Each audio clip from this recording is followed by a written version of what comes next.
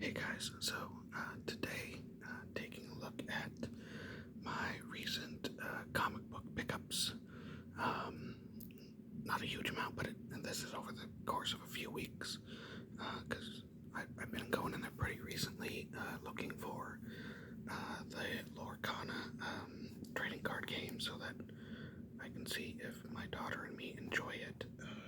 But that game is impossible to buy or find because adults are stupid money grabbers and people are just buying it out to resell or basically scalp on eBay or or any really second place marketplace. So it's near impossible to get a hold of this game in any real way.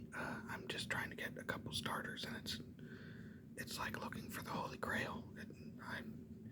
To a large extent, I've written off this game until the big box stores can have stock of it. I don't think Ravensburger printed enough of this game or protected its release as well as they should have. But anyways, first comic we have here, this is Justice Society of America, #6. Let me just, there we go, that's a little better.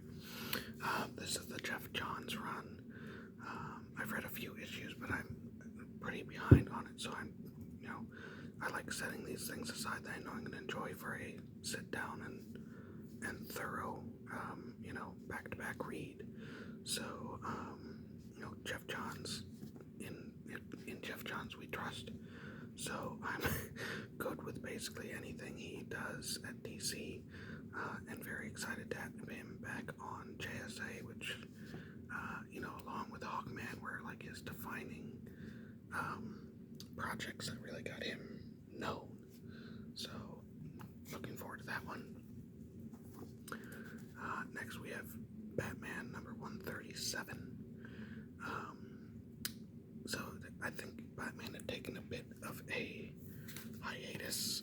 They had that whole storyline where he was kind of flipping through that alternate universe, and then all of a sudden I just didn't see any issues of Batman for a couple weeks. I actually wasn't sure if my store was putting it aside for me, and then all of a sudden a couple weeks ago they had another new issue. So Zdarsky's run has been pretty good. I don't think it's quite up to snuff with his early Daredevil work, but after Tom King, they really didn't know who to put on Batman, and Zdarsky's been the best one so far. So props to him. Let's see, next we have Immortal X-Men #15. I've been enjoying this run by Kieran Gillen. So, keep picking it up. This is a rather gruesome looking Wolverine putting himself together. I think I'm 2 issues behind on this, but I'm pretty much up to date on it. This is the only X-Men title I'm reading. Let's be realistic, the X-Men have too many titles. So I'm just, this is basically the main book for me. I'm not picking up anything else. If and when Hickman comes back, because he seems to come back every now and then just to kind of kickstart the X-Men stories for months on end. When he comes back, I'll pick that up for sure. But until then, just picking up Gillen's Immortal X-Men. This I just picked up because it was Mike Mignola. So this is Miss Truesdale and the Fall of Hyperborea. Hyperborea is the kind of ancient civilization that a lot of these Hellboy books kind of hint at as being, I think it's up in the Arctic, and leading to a lot of these things with, Cthulhu and all that kind of jazz that the Hellboy universe is so rich in exploring. So, Mike Mignola, World of Hellboy, Hyperborea, that's all I needed. And then I also saw this issue #4 was there. Cool cover with $10, it looks like. I've told my comic book store to give me everything by Mike Mignola. That is something they are unable to do logistically, apparently, because they never. I always see things on the rack where it's like, wait, I should have that, and I don't know, they just can't do it.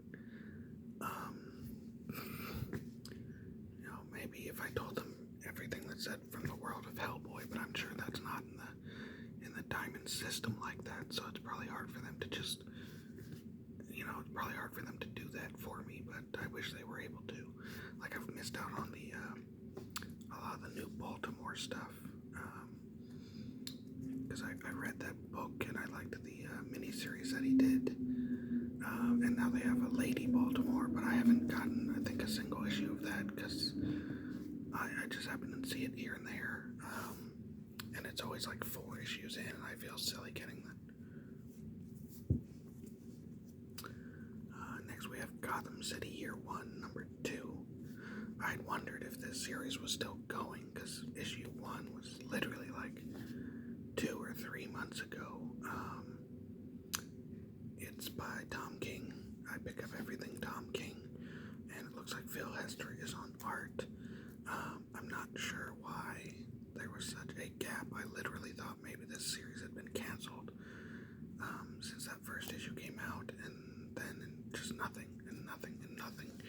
And it's, Tom King right now, it's not like he's doing 5 miniseries like he was a few months back. I think this is the only one he's writing right now. For a while he had 2 or 3 going at a time, and one would end and another would start. So I don't know if he put out number 1 and then took a vacation. But it was quite the gap. So, thankfully I put issue 1 aside, because on these Tom King miniseries, I just like to read them all at once. So, I went ahead and put that aside, and I'll get to it when I get to it. I'm just now noticing that this is a variant cover, which might be why it's $4.99 instead of $3.99. DC is DC, honestly, in my mind, is hurting at this point. The movies are floundering. It's going to be a little while, I think, before this James Gunn universe starts up. The comics, I don't think, are doing as well as they were. And especially after they went from Diamond to their own distributor. I know that was a money-saving move, but I think they lost a lot of, free publicity from the local comic book stores. And, I know my comic book store, when they switched, I asked the manager of the local one I go to, and he said it was a hassle, because, the DC books come out, I think, on Tuesday now. It's a different ordering system. It's just one more thing for them to do that they didn't have to do when it was all under Diamond. So, they're probably ordering less, and not giving, I notice it at the store, even if there's a new DC title I'm interested in, they might not have as many copies as they would something that they can get through Diamond. So, it's easier to miss out and maybe just not pick up a title. So, and I'll say I play, or I have been playing for about, honestly, almost since the launch, the mobile game, DC Legends. It's kind of one of those, collect your hero squad-based thing like Marvel Strike Force, but with DC characters.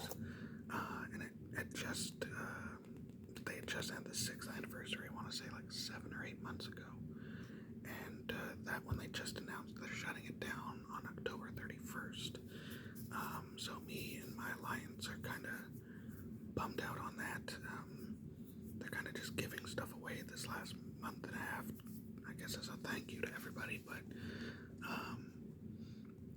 shutting that down, it just seems like a lot of DC and WB stuff is being consolidated and canceled, and just kind of, they're just losing steam. It's kind of sad to see. Like, I kind of wanted to see the Flash movie, but then I heard so many bad reviews about, Ezra Miller's Barry Allen is annoying. It's not really Barry Allen. You know, I just wanted to see it from Michael Keaton, and I got to the point where, you know, if I see it in a bargain bin, or maybe I'll put it on my Christmas list, but I'm not gonna go out of my way to purchase the film at this point. And it already did pretty poorly at the box office, I think, because people were kind of tired of those. You know, number one, a lot of people I think are just tired of Ezra Miller because he's constantly getting in trouble. And then number two, is Barry Allen really is just an annoying, smarmy little, you know, it's not a heroic character. It's just kind of an annoying character, which I don't think people are horribly interested in seeing. And though, you know, the whole draw was Michael Keaton's Batman, and you know, I'd rather have just seen a Michael Keaton Batman movie at that point. But you know, we'll see. I mean, I basically, as far as DC goes, I'm just picking up, you know, this miniseries, JSA and Batman. I think that's it right now. You know, Tom King's miniseries were the only thing I was picking up for months on end. So, here we have Immortal X-Men 14, so a little bit older. Here's Professor X, who's walking around like nobody's business now. It's amazing how we've kind of let that,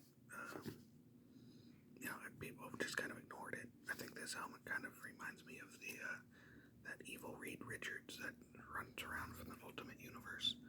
So I don't know, maybe people don't realize this is Professor X for those that aren't reading it and they see this guy on the cover. But it is kind of interesting to see him, you know, just walking around, and you know, it's not that classic Professor X in the wheelchair, and it hasn't been for a long time. We're just kind of letting it go, right? Wonder, this kind of looks like a play on Planet of the Apes, doesn't it? You know, Professor X on the beach, and the giant, you know, Statue of Liberty Sentinel standing here. Let's see, here we have Daredevil 14. Zdarsky's run has been pretty good. I thought it moved really fast for a while there when he first got the new hand together with Elektra. But overall, his run on Daredevil's been the best thing for quite a while. You know, they had that great run from Bendis, and then who was it? I forgot there was that hard-boiled crime writer whose name I've just jettisoned from my brain. And then they had Mark Waid on it for a while, which was great. And then it kind of slunk off for a while, and now Zdarsky's brought it back. It's been quite good. And then, to prove a point, here's Gotham City Year 1, Issue 3. Which, you know, again, I thought this has died, and then all of a sudden we got 2 issues within the course of a month after having a 3-month layoff. So, I'm not horribly sure what this series is about, but if it's got Tom King on it, I'm gonna pick it up, and we'll see. The first issue had, I believe, Jim Gordon on the cover, so I don't know, maybe it's gonna be a Jim Gordon-like origin story for his first year. I think they kind of did that in, I don't think it was Tom King's run, it was like the run before with Snyder, where they kind of showed Jim coming to Gotham and from, I think, Chicago, and kind of, you know, cracking down on the questionable cops and officers. I think that was under Snyder that we saw that. Let's see, second to last here we have JSA number 5. Beautiful cover here. The only thing that's getting me is that half these characters don't fly. I guess they're jumping off of something. Because, you know, J. Carrick Flash doesn't fly, Huntress doesn't fly. Looks like she might be jumping. You know, maybe there's some land down here in the corner. Our Man doesn't fly. You know, Atom Smasher. The rest of these guys are cool. I love seeing Hawkman because I'm a huge Hawkman fan. Green Lantern up here. I don't this is. Oh, girl, Dr. Fate. I love Dr. Fate's look. If I could get a life-size Dr. Fate helmet and just wear it around, I effing would. It just the most iconic helmet I think in all of comics. But beautiful cover here by Michael Janin. He does good work. This is very just cover shot poster, beautiful. And last but not least, we have Hellboy and the BBRD 1957. I think this must be a one-shot. It just says from below in the corner, but it doesn't have a number anywhere on it. So I think this is just a one-shot, oh, and look, it's the Eye of Horus, but made out of metal. That's kind of cool. I didn't pick up on that until now. I love these little Hellboy back in time issues and storylines they've been doing now that the Hellboy and BBRD universe have come to an end canonically as far as future issues. So now it's just, flashbacks to old cases, and it lets Mike Mignola and Chris Roberson, whoever else is going to be writing these, just take snippets of time, snippets of cases. It's just very entertaining. It's a nice way to get those stories and not have to worry about where in the timeline it works or, the overall continuity of all those characters and stories. Because that did get quite convoluted over time. But, happy to see that. I'm going to be swing by, not the comic book store I have my saver at, but a sister store. They have 3 locations in the, more or less the greater area I'm in. They have one that's like a block from my work, which I go to. They have one that's about 5 minutes from my house. So if I need something on the weekends, I go over there. And then they have one that's like a 20-minute drive away, which I don't think I've ever visited that location yet, but I know the guy who manages that store because he was at the local one that I go to at work. But I think I'm gonna swing by the one that's by my house today to get a couple things of card sleeves, and I'll probably scan the rack, see if there's anything that has Mike Mignola's name on it that I should have gotten. So that is. Oh wait, let me grab. This thing is random, but this came in the mail very, very randomly. If you saw my CM Punk action figure collection video, I mentioned that I had ordered this and not heard anything. I wasn't even sure if they were still making it.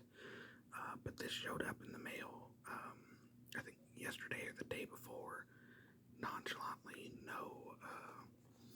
I didn't get like a email saying it was on the way or anything like that. So this is the CM Punk Micro Brawler. I don't know what they're made out of. It looks like that spongy plastic that they make those keychains out of, that you'll see at like the card section at Target. That's what he looks like to me, and he's rather thin. This is the only micro brawler I've bought from them because they're expensive. I mean, I think this thing was like $20, maybe 25. I appreciate that it comes in this kind of protective, like plasticky thing. If you can tell here, like there's this plastic like outer thing that's protecting it.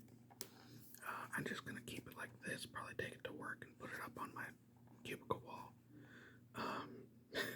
But yeah, it just randomly showed up, no email telling me what was on the way.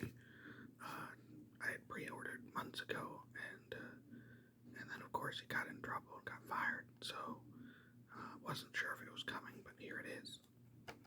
Pretty awesome. I don't know if they really got the likeness down, but I mean, there's CM Punk, and yes, it's a guy with a